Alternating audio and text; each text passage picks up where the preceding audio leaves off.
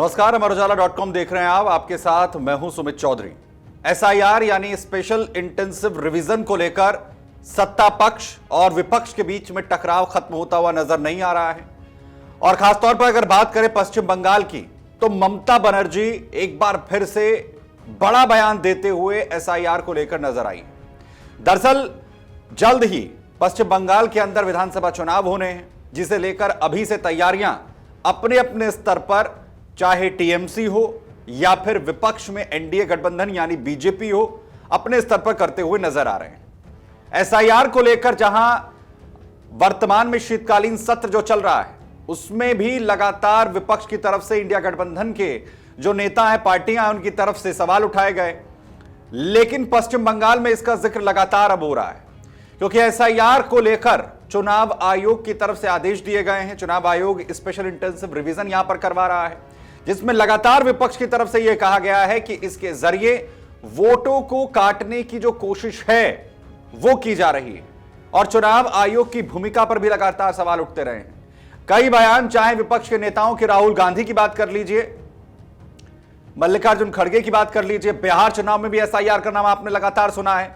लेकिन पश्चिम बंगाल में अब सबसे बड़ा बयान एसआईआर को लेकर पश्चिम बंगाल की वर्तमान मुख्यमंत्री ममता बनर्जी की तरफ से दिया गया है, जिसमें उन्होंने यह कहा कि दिल्ली से अगर कोई आता है और यहां पर माता बहनों को परेशान किया जाता है और उनके नाम अगर काटे जाते हैं, तो इसके लिए जो महिलाएं हैं यहां पर पश्चिम बंगाल की, वो तैयार रहें।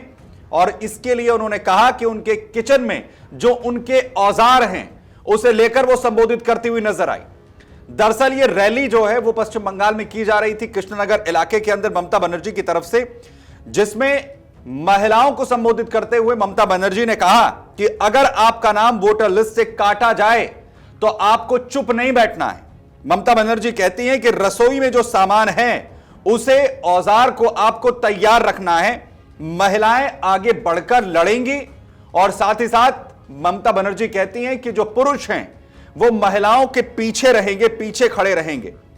साथ ही साथ ममता बनर्जी ने यह साफ तौर पर बता दिया कि अगर एसआईआर की जो पूरी प्रक्रिया पश्चिम बंगाल में चलाई जा रही है, उसे लेकर किसी भी तरीके की दिक्कत माता बहनों को, महिलाओं को या टीएमसी वोटर्स को यहां पर होती है, तो उसके बाद आखिर उन्हें क्या कुछ करना है, यानी पूरी तरह से डटकर मुकाबले की वो बात कर रही हैं। दूसरी तरफ ममता बनर्जी बीजेपी पर भी लगातार हमलावर नजर आई हैं। ममता बनर्जी ने अपने भाषण में यह कहा कि महिलाएं जहां एक तरफ इस युद्ध में खड़ी रहेंगी, इस लड़ाई में खड़ी रहेंगी, उन्होंने कहा कि मैं देखना चाहती हूं कि बीजेपी ताकतवर है या फिर हमारी महिला वोटर्स। इसके अलावा बीजेपी पर हमला बोलते हुए ममता बनर्जी ने बड़ा आरोप भी लगाया। उन्होंने कहा कि चुनाव में बीजेपी पैसे के दम पर जीतती है, बीजेपी पैसा बांटती है। यह आरोप भी ममता बनर्जी जो है वो लगाती हुई नजर आई। और साथ ही साथ यह भी दावा ममता बनर्जी ने आरोप लगाते हुए किया कि दूसरे राज्यों से वोटर्स को लाकर अपनी जीत जो है वो सुनिश्चित करने की कोशिश बीजेपी की होती है। बंगालियों को बांग्लादेशी बताकर डिटेंशन कैंप में भेजने की साजिश इस एसआईआर की प्रक्रिया को ममता बनर्जी बता रही हैं।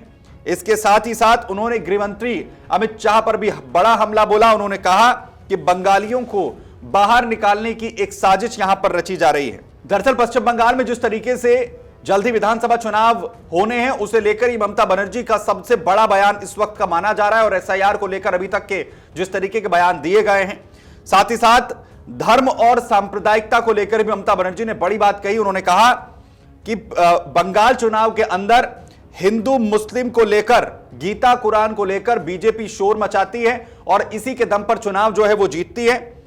उन्होंने कहा कि मैं धर्म निरपेक्षता पर विश्वास रखती हूं और उन तमाम चीजों को कभी नहीं छोड़ूंगी। धर्म का मतलब शांति, मानवता और पवित्रता है, हिंसा और बंटवारा नहीं। तो ममता बनर्जी ने एसआईआर को लेकर एक बार फिर से यह बड़ा बयान देते हुए बीजेपी को कटघरे में खड़ा किया है।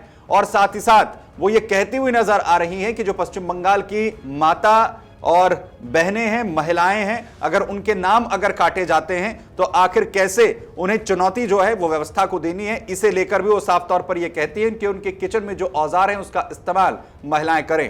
हालांकि इसे विवादित बयान जो है वो विपक्ष की तरफ से कहा जा रहा है, लेकिन बड़ी बात यह है कि आखिर इस बयान के बाद किस तरीके से पश्चिम बंगाल में राजनीतिक घटनाक्रम बदलता है या फिर नहीं, और क्या कुछ बीजेपी की तरफ से कहा जाता है, इसे लेकर अपडेट आप तक पहुंचाते रहेंगे। और ऐसी तमाम खबरों के लिए आप बने रहिए अमर उजाला के साथ। बहुत धन्यवाद। अगर आप ये वीडियो YouTube पर देख रहे हैं तो हमारे चैनल को सब्सक्राइब कर बेल आइकन दबाएं, और Facebook पर देख रहे हैं तो हमारे पेज को लाइक करें।